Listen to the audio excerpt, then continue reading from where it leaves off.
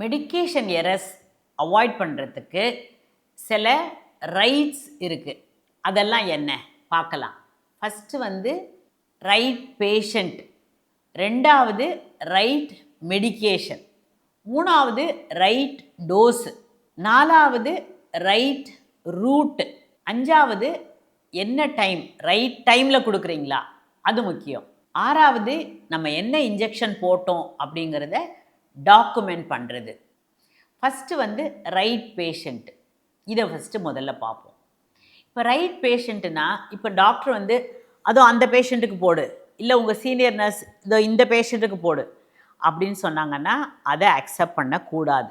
எவ்வளோ பெரிய டாக்டராக இருந்தாலும் சரி, எவ்வளோ உங்களோட சீனியர் நர்ஸ் இருந்தாலும், சிஸ்டர் அவங்க பேர் சொல்லுங்கள். அப்படி இப்போ வந்து ரூமில் ஒரே ஒரு பேஷண்ட் இருக்கிறாங்க, இவங்களுக்கு இந்த இன்ஜெக்ஷன் போடுனா பரவாயில்ல. ஜென்ரலாக ஒரு 4 பேர் இருக்கும்போது கை காட்டி இவங்களுக்கு இந்த பேஷண்ட் இந்த மருந்து போடு அப்படின்னு சொன்னால் அதை நீங்கள் அக்செப்ட் பண்ணக்கூடாது.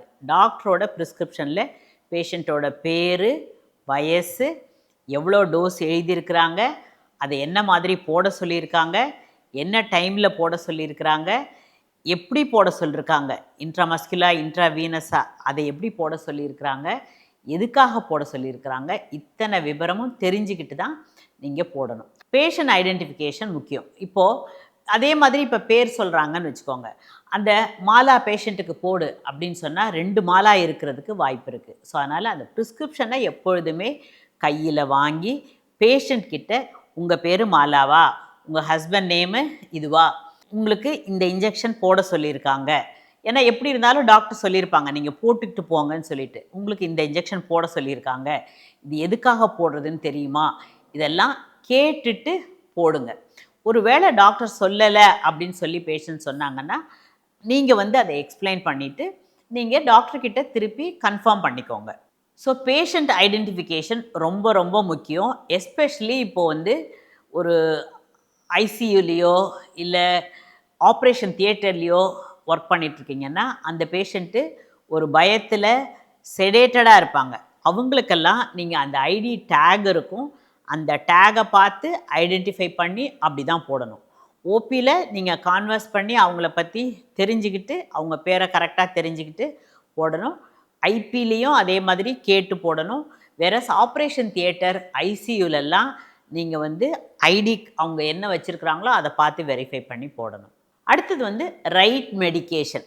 இப்போ நான் வந்து சொல்கிறேன், அம்மா அவங்களுக்கு பேராசிட்டமால் போடு அப்படி சொன்னேன்னா நீங்கள் வந்து பேராசிட்டமால், ஃபீவர் ஸ்டாட்டின்னு ஒன்று இன்ட்ராமஸ்குலராக போடுறதாகவும் இருக்குது, ஐவி போடுறதாகவும் இருக்குது.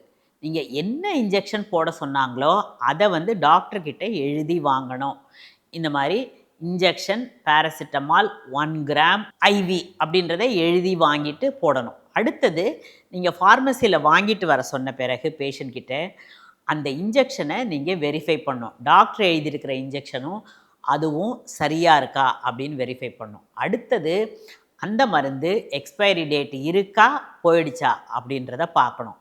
அடுத்தது மருந்து கிளியராக இருக்கா. இப்போ நீங்கள் லோட் பண்ணுறதுக்கு முன்னாடியே எப்பொழுதும் நீங்கள் பழகியிருப்பீங்க, அந்த மருந்தோட கலர் டிஃப்ரெண்ட்டாக இருக்குது, இல்லை அதில் ஏதாவது ஒரு திப்பி திப்பியாக இருக்குது அப்படின்னு சொன்னால் அதை உடனே ரிப்போர்ட் பண்ணணும். நீங்கள் பிரிக்கிறதுக்கு முன்னாடியே ரிப்போர்ட் பண்ணணும்.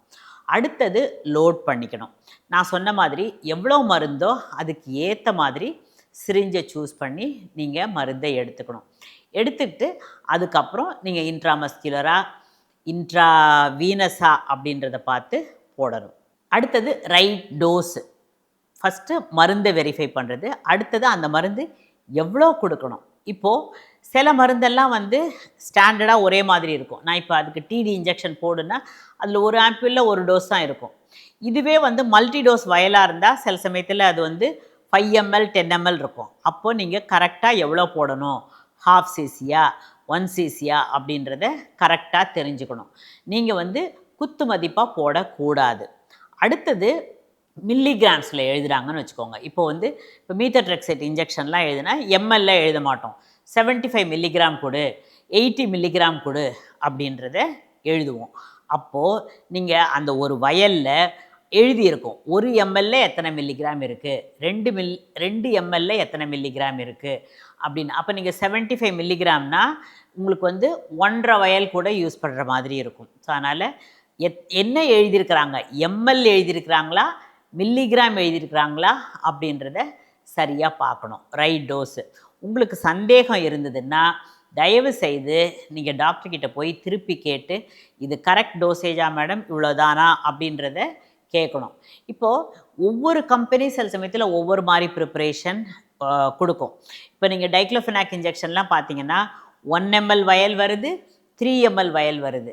டாக்டர் வந்து 1 ஆம்பியூல் கொடு அப்படின்னு சொன்னால் அது 1 ஆம்பியூல்ன்றது வந்து 1 ml ஆம்பியூலா 3 ml ஆம்பியூலான்னு உங்களுக்கு தெரியாது. அதனால் அந்த மாதிரி சந்தேகம் இருந்தாலும் திருப்பி போய் கேளுங்க. ஸோ வந்து எம்எல்லா மில்லிகிராமா அதை சரியாக பார்த்துக்கோங்க. அடுத்தது ரைட் ரூட்டு என்ன மாதிரி கொடுக்கணும், ஐவியா ஐஎம்ஆ. இப்போ வந்து பேராசிட்டமாலில் ஐஎம்ஐவி இருக்குது, அதே மாதிரி டைக்ளோஃபெனாக்கில் ஐஎம்ஐவி இருக்குது, மீத்தோட்ரெக்சேட் ஐஎம்ஐவி இருக்குது. ஸோ அதனால் ஒரே மருந்தை நீங்கள் வந்து 2 விதமாக போடலாம் அப்படின்ற ஆப்ஷன் இருக்கும்போது டாக்டர் எழுதலைன்னா, ஏன்னா சில சமயத்தில் டாக்டர் பிஸியாக இருந்தாங்கன்னா அவங்க மேலோட்டமாக சொன்னாங்க, உங்களுக்கு புரியலன்னா நீங்கள் போய் திருப்பி கேட்கணும். அண்ட் நீங்கள் வந்து நீங்கள் செய்கிற ப்ரெஷரில் டாக்டர் ஒழுங்காக எழுதணும். ஓகே, எல்லா இன்ஸ்ட்ரக்ஷன்ஸும் எழுதணும். அந்த மாதிரி நீங்கள் வந்து கொண்டு வரணும் சிஸ்டமை. So right route. இப்போ வந்து இன்ட்ராமஸ்குலர்னால் சில இன்ஜெக்ஷன்ஸ் வந்து நம்ம டெல்டாயில் கொடுப்போம், சில இன்ஜெக்ஷன் க்ளூட்டியல் ரீஜனில் கொடுப்போம், சில இன்ஜெக்ஷன்ஸ் ஆண்ட்ரோலேட்ரல் தையில் கொடுப்போம். ஸோ அதனால் எங்கே போட சொல்கிறாங்க, இப்போ சில இன்ஜெக்ஷன்லாம் வந்து க்ளூட்டியல் ரீஜன்லேயே போட வேணாம், நீங்கள் டெல்டாயிலே போடுங்க. சிலது வந்து டெல்டாயிலே போடாதீங்க, நீங்கள் க்ளூட்டியல் ரீஜனில் தான் போடணும் அப்படின்னு சொல்லுவாங்க. ஸோ அதுவும் நீங்கள் ஓரலாக கேட்டுப்பாங்க. யூஸ்வலாக இன்ட்ராமஸ்குலர்னு எழுதுவாங்க, டெல்டாய்டா க்ளூட்டியல் ரீஜனா ஆண்ட்ரோலேட்ரல் பார்ட் ஆஃப் த தையான்னு எழுத மாட்டாங்க. அதை வந்து நீங்கள் சரியாக கேட்டுக்கணும். அடுத்தது சப்குட்டேனியஸ் அப்படின்னு எழுதினாங்கன்னா அகெயின் சப்குட்டேனியஸ் எங்கே போடணுங்கிறதையும் கேட்டுக்கோங்க. சப்குட்டேனியஸ்ங்கிறதுக்கு மட்டும்தான் நீங்கள் வந்து ஸ்கின்னை பிஞ்ச் பண்ணி அந்த தோலுக்கு அடியில் போடணும். இன்ட்ராமஸ்குலர்லாம் நீங்கள் வந்து ஆக்சுவலாக அந்த பிஞ்சிங் பண்ணணுன்றது கட்டாயம் அவசியம் இல்லை. அகெயின் இது வந்து ஒவ்வொரு ரூட்டை பற்றியும் நம்ம திருப்பி தனியாக பேசலாம். அடுத்தது வந்து ரைட் டைமு. இப்போ டைமுன்னா இன்பேஷன்ஸுக்கு உங்களுக்கு வந்து 2 times a day 3 times a dayன்னு எழுதுவாங்க. இப்போ 2 times a dayன்னு எழுதுனாங்கன்னா நீங்கள் காலையில் 8 மணிக்கு ஒன்று கொடுத்துட்டு திருப்பி 12 மணிக்கு கொடுக்க முடியாது. 2 timesனால் it is understood 12th hourly. அதையும் சரியாக கேட்டுக்கணும். நீங்கள் 8th hourlyன்னு எழுதினாங்கன்னா 8 hours ஒரு தடவை. ஸோ இன்பிட்வீன் கேப் வந்து 8 hours இருக்கணும். இன்ஜெக்ஷன் போடும்போது அந்த கரெக்டாக டைம் எழுத சொல்லணும், டாக்டர்கிட்ட எழுத சொல்லணும். ஒன்று வந்து இந்த மாதிரி இந்த டைமு என்ன டைமுக்கு கொடுக்கணும் அப்படிங்கிறது. ரெண்டாவது பிஃபோர் ஃபுட்டா ஆஃப்டர் ஃபுட்டா. இப்போ இன்சுலின்லாம் வந்து ரொம்ப ரொம்ப முக்கியம். நீங்கள் வந்து பிஃபோர் ஃபுட்டு கொடுக்க சொல்லியிருக்காங்களா ஆஃப்டர் ஃபுட்டு கொடுக்க சொல்லியிருக்காங்களா அதை பார்த்து தெரிஞ்சுக்கணும். இதுவே இப்போ ஓபியில் வந்தீங்கன்னா TT injection 3rd month 4th month திடீர்னு 9th month ஒரு டிடி போட சொல்கிறாங்கன்னா நீங்கள் பார்க்கணும், கேட்கணும். ஏன் வந்து 9th month, யூஸ்வலாக 3rd month 4th month தானே போடுவோம், ஏன் இது 9th month சொல்லியிருக்காங்க அப்படின்றத கேட்கணும். அடுத்தது ரைட் டாக்குமெண்டேஷன்.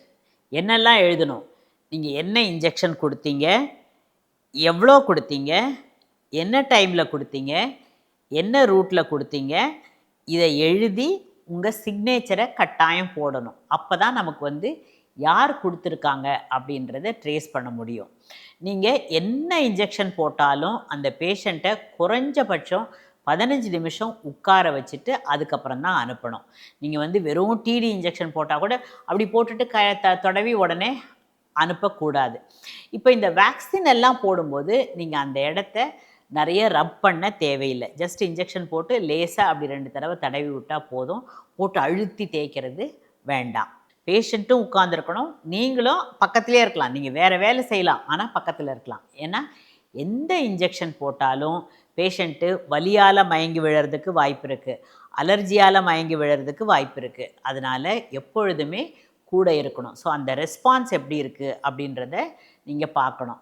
எப்பொழுதுமே அகெயின் நீங்கள் ஹாஸ்பிட்டல் செட்டப்பில் இன்ஜெக்ஷன் போடும்போது நீங்கள் உங்கள் ஓபியில் எப்பொழுதுமே ஒரு அலர்ஜி வந்தால் கொடுக்கறதுக்கூடிய மெடிக்கேஷன் ஒரு ட்ரேயில் பக்கத்தில் எப்பொழுதும் வச்சுக்கிறது நல்லது.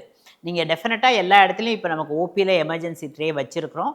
பட் நீங்கள் அதையும் வந்து பீரியாடிக்காக செக் பண்ணணும். இப்போ நீங்கள் வந்து டியூட்டிக்கு வரீங்கன்னா ஃபஸ்ட்டு போய் அந்த கார்ட்டில் உங்களுக்கு தேவையான இன்ஜெக்ஷன்ஸ் எல்லாம் இருக்கா, ஒரு அலர்ஜி வந்தால் கொடுக்கறதுக்குரிய இன்ஜெக்ஷன்ஸ் இருக்கா அப்படின்றத வெரிஃபை பண்ணிக்கணும். ஸோ அதனால் ரெஸ்பான்ஸையும் நீங்கள் குறைஞ்சபட்சம் 15 மினிட்ஸ்க்கு மானிட்டர் பண்ணணும். சில இன்ஜெக்ஷனை வந்து சில சமயத்தில் 1 or 2 ஹவர்ஸ் கூட நம்ம மானிட்டர் பண்ண வேண்டியிருக்கும். தேங்க்யூ.